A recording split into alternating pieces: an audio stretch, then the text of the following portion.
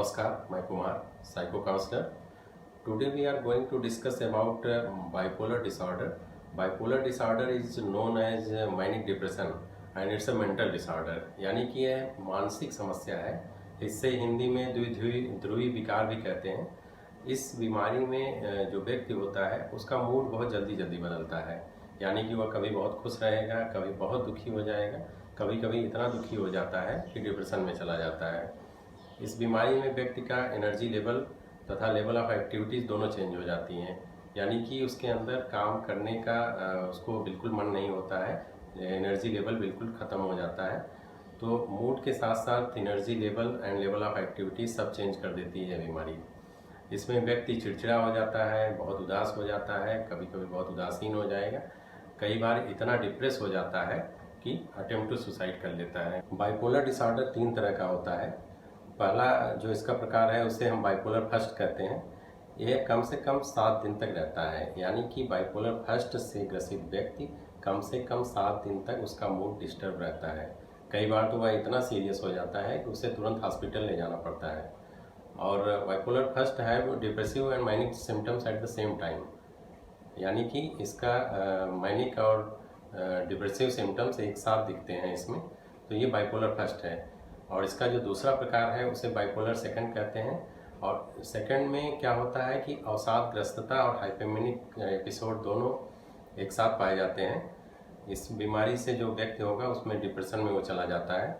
और इसका जो तीसरा प्रकार है वो बहुत ही गंभीर बीमारी होती है, जो बाइपोलर डिसऑर्डर का थर्ड टाइप है। दैट्स नोन एज साइक्लोथेमिक डिसऑर्डर, और इसे साइक्लोथीमिया भी कहते हैं। तो साइक्लोथेमिक यानी साइक्लोथीमिया जो होती है यह गंभीर डिसऑर्डर टाइप है। इसमें कम से कम 2 साल तक, मतलब व्यक्ति कम से कम 2 साल तक उसके अंदर डिप्रेशन के सिम्टम्स होते हैं। अगर वो बच्चा है तो कम से कम 1 साल तक उसके अंदर डिप्रेशन के सिम्टम्स पाए जाते हैं। मतलब कि व्यक्ति कम से कम 2 साल तक डिप्रेशन का शिकार रहता है। तो आइए जानते हैं कि ये जो डिसऑर्डर्स हैं इनका ट्रीटमेंट कैसे और क्या किया जाता है। तो इनका ट्रीटमेंट आमतौर पर बहुत देर से शुरू हो पाता है, क्योंकि इसके सिम्टम्स ही अक्सर किशोरावस्था या शुरुआती एडल्टहुड में पाए जाते हैं। मतलब जब वो बच्चा है तो बच्चे में अक्सर नहीं पता चल पाता, कभी कभी ही बच्चों में इसके सिम्टम्स दिखाई पड़ते हैं। बाइपोलर डिसऑर्डर एक ऐसी मानसिक बीमारी है जिसका इलाज लाइफ लॉन्ग चलता है। यानी कि ये जीवन भर इसका इलाज चलता है, ये कभी भी पूरी तरह से ठीक नहीं होता है। और इसमें साइकेट्रिस्ट तथा साइकोलॉजिस्ट दोनों का समान रोल होता है। चूँकि ये सीरियस केसेस में मेडिसिन की ज़रूरत होती है, इसलिए इसे साइकेट्रिस्ट को दिखाना पड़ता है।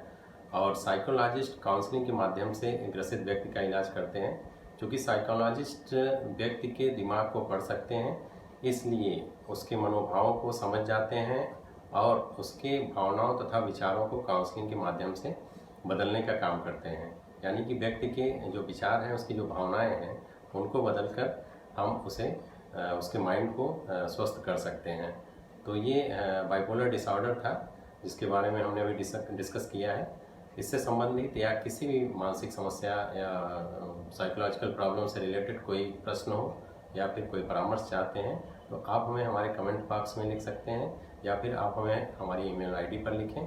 आप हमारे YouTube चैनल साइको काउंसलर को ज़रूर सब्सक्राइब करें, जिससे हमारा अगला वीडियो आप तक पहुँचे। नमस्कार, धन्यवाद।